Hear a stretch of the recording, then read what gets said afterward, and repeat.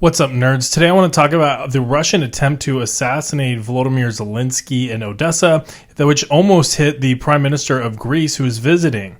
I also want to talk about how more artillery shells are going to Ukraine and how that can be a real game changer in this conflict. However, we shouldn't necessarily be holding our breaths for too long. I'm recording this on March 7th, 2024. So, of course, first we want to talk about how a Russian missile attack hit the city of Odessa as the Prime Minister of Greece was visiting with President Volodymyr Zelenskyy. Now, this missile fell near the port, I believe, but it fell within 200 meters of where Volodymyr Zelenskyy's vehicle and convoy was. Now, that is incredibly close. That is a very close call. But what's also very important is that this was not that far from where the Prime Minister of Greece was also.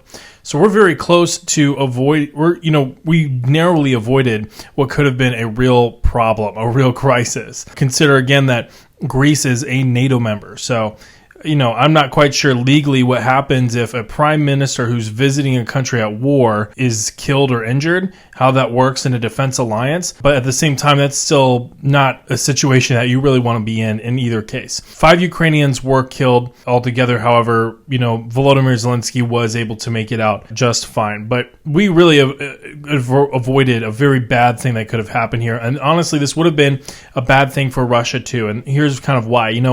The worst thing that Russia could do right now is allow Volodymyr Zelenskyy to become a martyr. And they almost did that at the beginning of the war through a series of assassination attempts, whenever they were originally trying to decapitate the Ukrainian government during the Battle of Kiev.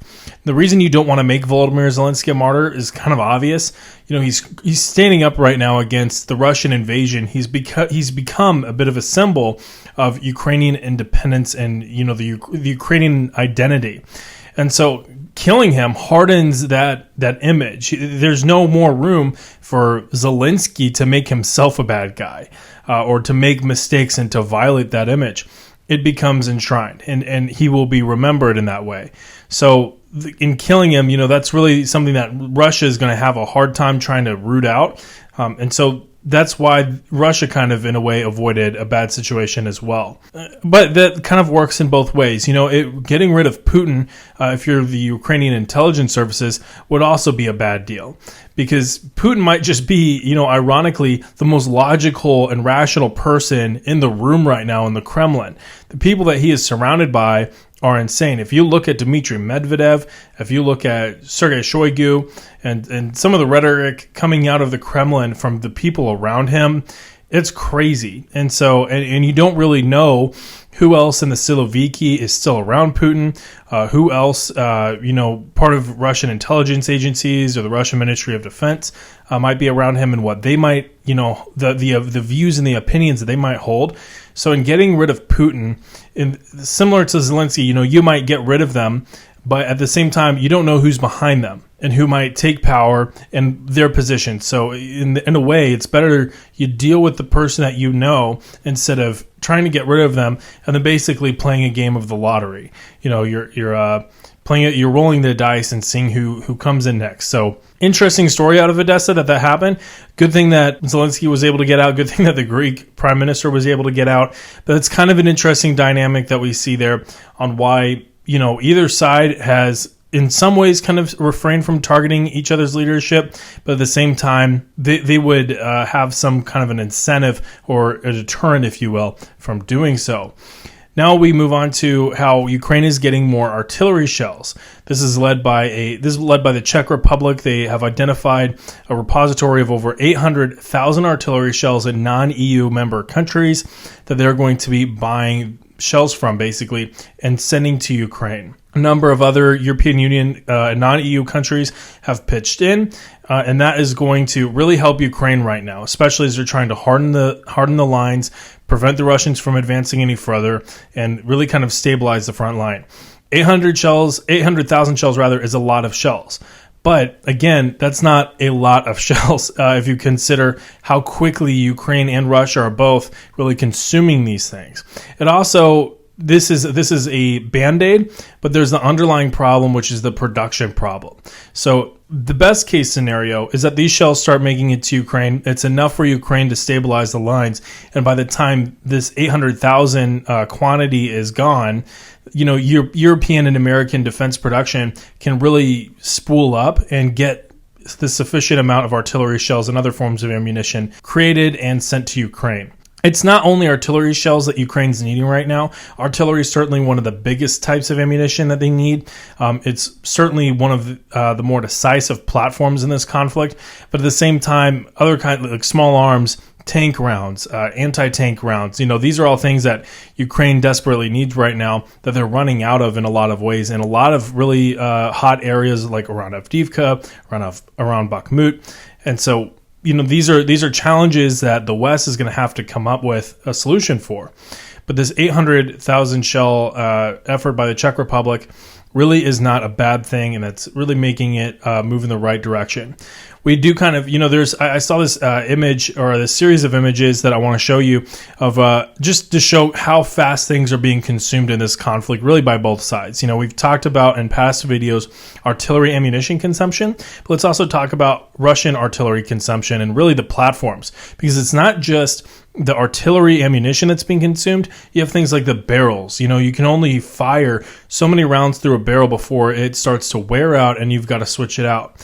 And also, platforms get destroyed. They've become a very high value target for each other, for, using FPV drones, using precision strike. Russia has been going through a lot of its artillery platforms. And so there's this image, this satellite imagery, basically a time lapse of this Russian artillery park, which had a number of older systems, and it's becoming increasingly empty to the point where today it's basically empty.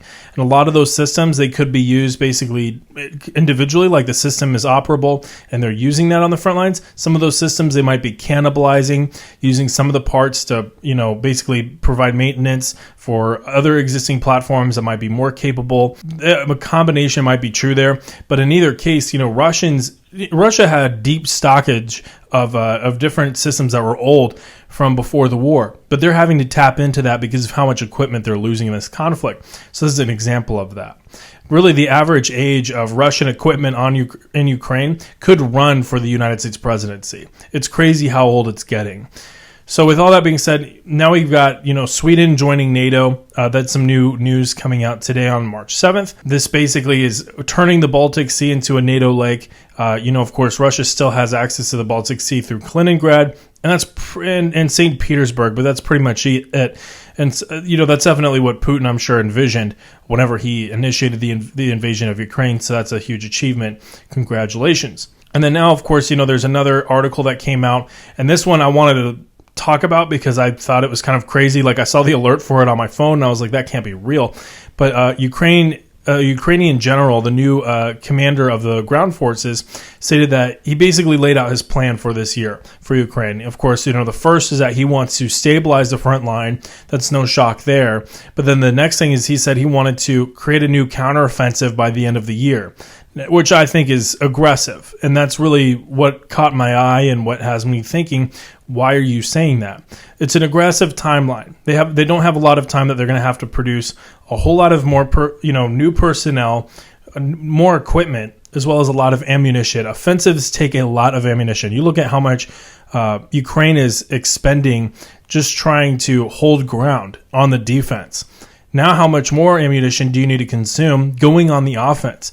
The Russians have had fire superiority more or less the entirety of the war, and they're consuming an unbelievable amount of ammunition, so much so that they're having to tap into North Korean stockage, Iranian stockage, and really take their entire economy and put it into war footing. For Ukraine to go on the counteroffensive, they're going to have to match that or at least exceed it in certain areas of the front line that might be important. Now, in my mind, I'm thinking he's probably wanting to continue down towards Zaporizhia. You target the Kerch Strait Bridge, you threaten the land bridge there through Zaporizhia, and then really try to at least put that route that passes through the Sea of Azov under some sort of fire control. that could put Russia in a real dilemma. They don't even, Ukraine doesn't even have to push all the way to the Sea of Azov. They've just got to put the whole area under artillery fire. And that can make things very complicated logistically for Russia, particularly in Kherson and in Crimea. They don't have to, Ukraine doesn't have to worry about Donetsk and Luhansk necessarily for right now, but they can put Crimea in a difficult position that way. That being said, we're just going to have to wait and see, because I thought that was crazy to read, and I want to get your thoughts on that. Not only I want to get your thoughts on that, I want to get your thoughts on Sweden joining NATO. I want to get your thoughts on artillery production. There's a lot to discuss in this video, kind of bouncing around different topics, but those are the updates from Ukraine for today. So with all that, I will be talking to you guys later, and have a good one.